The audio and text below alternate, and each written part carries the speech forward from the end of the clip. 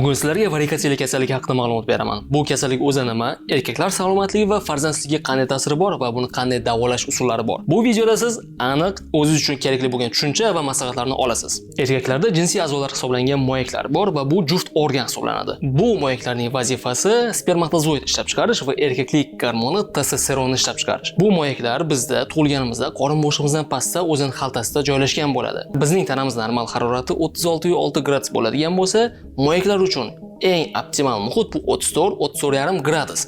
Mana shu harorat uning funksiyasi uchun kerakli. Moyaklardan urug' kanali chiqadi. Bu kanal ichida spermatozoidlar harakatlanishi kerak bo'lgan urug' yo'li, moyaklarni oziqlantiruvchi arteriya, moyaklardan ketuvchi vena qon tomirlari va limfa tomirlari joylashgan puchoq bo'ladi. Varikatsiyali bo'lsa mana shu kanalning ichidagi vena qon tomirlari bilan bog'liq bo'lgan muammo hisoblanadi. Demak, varikatsiyali moyaklarni vena qon tomirlarini patologik kengayib qolishi va buni asosida vena qon tomirlari ichida joylashgan klapanlarning yetishmovchiligi yotadi. Varikatsiyali asosan chap tomonlama va kamdan kam holatda o'ng tomonlama yoki ikki tomonlama bo'lishi mumkin.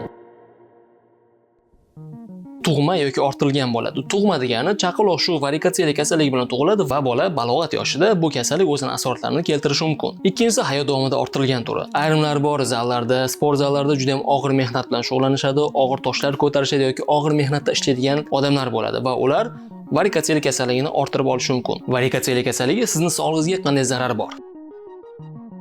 Ya'ni moyaklarda spermatozoidlar ishlab chiqariladi. Varikatsiyalida vena qon tomirlarining klapanlari yaxshi ishlamasligi sababli qon faqat bir tomonga harakatlanmasdan moyak atrofida dimlanib qoladi va bu yerda harorat oshganligi sababli har xil zararli moddalar, metabolitlar ham to'planadi va bu moyaklarni spermatogenez jarayoni, ya'ni spermatozoidlarni ishlab chiqarishiga zarar keltiradi. Ayrim bemorlarda moyak sohalarida, ayrimlarda chapida, ayrimlarda o'ngida vaqti bilan paydo bo'luvchi simillovchi og'riqlar, vaqti bilan paydo bo'luvchi noqulayliklar bezovta qiladi. Masalan, siz ertalab turdingiz, uyingizdan chiqib ketdingiz, uzoq vaqt yursangiz yoki qanaqadir uzoq vaqt tik turgan holatda og'ir ishlar qilsangiz, bu og'riqlar kuchayib qolishi mumkin va bu gorizontal holatda yotganingizda og'riqlar yo'qoladi. Demak, bu klinika varikatsiyalining asoratiga bog'liq. Ya'ni moyaklarning razmerining kichrayib qolishi, bu ham o'zining funksiyasi bilan bog'liq. Sababi moyaklarda testosteron ishlab chiqariladi. Demak, boya yuqorida gaplashgandik, varikatsiyali mana shu moyaklarning funksiyasiga ta'sir qilganligi sababli testosteron ishlab chiqarish pasayadi.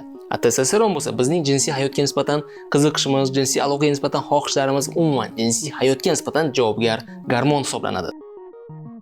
Operatsiya paytida limfa qon tomirlari zararlanib qolsa yoki vena qon tomirlariga qo'shib bog'lab qo'yilganda bundagi limfa oqimi buzilishi hisobiga limfa suyuqligi moyak atrofida yig'ilishni boshlaydi va bu gidrotseli deyiladi. Bu yerda faqat suv yig'iladi, seroz suyuqligi bo'ladi. Har bir bemor bilan agarda u varikatsiyali operatsiya qildirmoqchi bo'lsa o'zida mana shunaqa uchrashi mumkin bo'lgan asoratlar haqida bemor ogohlantiriladi va roziligi olinadi.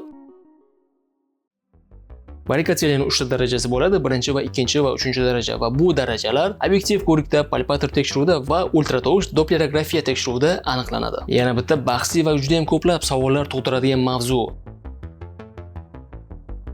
Sizda farzandsizlik uchrasa, ya'ni siz uylangansiz, 1 yil davomida ayolingizda homiladorlik bo'lmadi yoki homila tushib qoldi. Tekshirganda sizda varikatsiyali aniqlandi.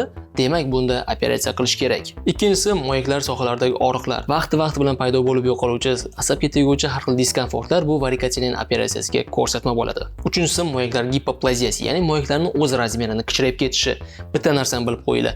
Moyaklar o'z razmeridan kichraydimi, uni hech qachon kattalashtirib bo'lmaydi. Agarda kattalashib ketganda uni operatsiya yoki dorilar yordamida kichraytirsa bo'ladi, lekin bilib qo'yinglar, kichragan moyakni hech qachon kattalashtirib bo'lmaydi. Kichragan moyakning funksiyasi ham o'ziga yarasha bo'ladi. Va to'rtinchisi jinsiy zaiflik. Ayrim bemorlarda masalan gormonlari testosteron tushgani hisobiga tekshirganimizda varikatsiyali aniqlansa, demak varikatsiyali bu moyakning funksiyasiga ta'sir qildi, testosteron tushdi. O'sha uchun operatsiya qilish kerak, chunki moyaklarda qon dimlanib turaversa, uning funksiyasiga ta'sir bo'laveradi. Bu ta'sirni hech qachon siz olib tashlamagunizcha ko'tarilmaydi. Siz bo'g'ilib turgan odamni ko'z oldingizga keltiring, arqon yordamida yoki nimadir yordamida bo'g'ilib turibdi va unga havo yetmayapti. Xo'sh, siz unga sun'iy nafas bersangiz, u yaxshi havo oladimi yoki bo'g'ib turgan omilni yechib tashlasangizmi? Aytmoqchi bo'lganim, varikatsiyasi bor bemorlarda hech qachon dorilar bilan yoki boshqa narsa bilan davolab bo'lmaydi, faqatgina operatsiya qilish kerak. Ya'ni zarar berib turgan omilni olib tashlab va unga kerakli havoni bersak, kerakli ozuqa moddalarini bersak, effekt ancha yaxshi bo'ladi. Oldinlari masalan varikatsiyani eski usullarda Ivanisevich, Paloma yoki Bernard kabi usullari bo'lardi, lekin u operatsiya usullarida qaytalanish ehtimoli juda ham yuqori va hozirda bu operatsiya turlari deyarli ishlatilmaydi. Hozirda eng zamonaviy operatsiya usuli bu marmar usuli. Marmar usuli mikroskop orqali o'tkaziladi va bunda mikroskopni doktorga beradigan eng yaxshi foydasi sizdagi qon tomirlarni arteriya, limfa va urug' yo'ldan ajratgan holatda faqat kengaygan, sizga zarar berib turgan, faoliyati keraksiz bo'lgan qon tomirlarni bog'lash va ularning faoliyatini to'xtatish bilan bog'liq. Mana shu joyda bizga mikroskop yordam beradi. Marmar operatsiyasi bu oxirgi kunda eng standart usul hisoblanadi. Yana bitta narsani siz o'zingiz uchun ma'lumot o'rnida saqlab qo'ying. Siz agarda sizda varikatsiyalik aniqlangan bo'lsa va buni operatsiyasi ko'rsatma bo'lsa, siz o'zingiz uchun tanlang marmar operatsiyasini mikroskop orqali qilinadigan joyini.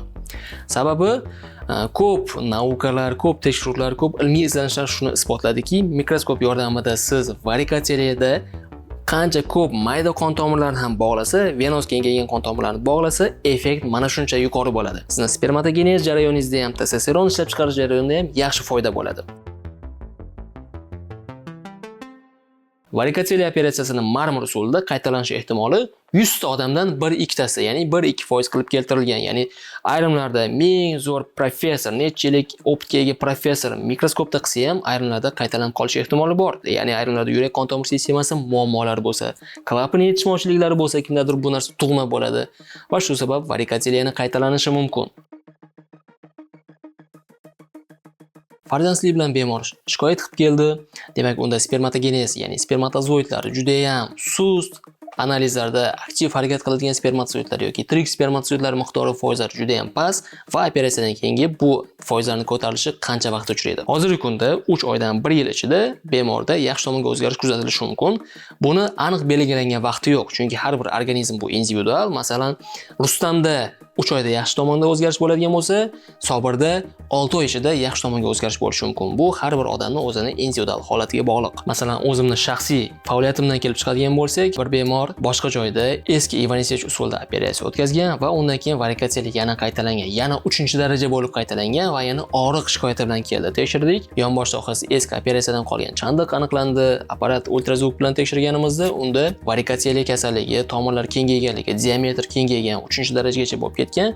Og'riq sababi o'sha varikatsiyalik aniqlandi va unda men marmar operatsiyasini bajardim mikroskop yordamida va u bemor birpasda bu og'riqlardan xalos bo'ldi. Bir necha yillik farzandlikdan shikoyat qilgan bemorimda tekshirganimizda varikatsiyalik aniqlandi va unda ham marmar operatsiyasi bajarildi va bu operatsiyadan keyin 4 oy davomida spermatozoidlarning yaxshi tomonga o'zgarishi 2 barobar oshdi. Masalan, o'zim kursdoshim, u ham shifokor, unda ham bir necha vaqtlardan beri kuzatilayotgan farzandli bor edi oilasida. Uni sperma analizini tekshirdik va unda ko'rsatkichlar juda ham past edi. Tekshirganimizda 2 tomonlama varikatsiyalik aniqlandi va unda 2 tomonlama varikatsiyaliktomiya operatsiyasini marmar usulida bajardik va 2 oydan keyin uning ayolda homiladorlik kuzatildi, lekin ayrim sabablarga ko'ra bu homila tushib qoldi. Kuzatuvchilar ichida savol kelishi mumkin, sizni praktikangizda yomon tomonlar, yomon asoratlar uchramaganmi deb. Mana shu kungacha faoliyatimda nechta bemorda men varikatsiyalikni marmar usulida operatsiya qilgan bo'lsam, birorta bemorimda hali yuqorida aytib o'tilgan asoratlar uchramadi. Ya'ni moyak atrofida suv yig'ilib qolishi, varikatsiyalikning yana qaytalanishi hali birortasi bu shikoyat bilan kelmadi. Shaxsan men operatsiyadan keyin bemorning terisida ham, jarohat terisida ham so'rlarga ip qo'yaman, lekin buni so'rilishiga 70 kungacha vaqt ketadi. Lekin bu 70 kun ichida agarda ip olinmasa, terida har xil qichishlar, achishlar, раздражение, allergiya kabi holatlar kuzatilishi mumkin.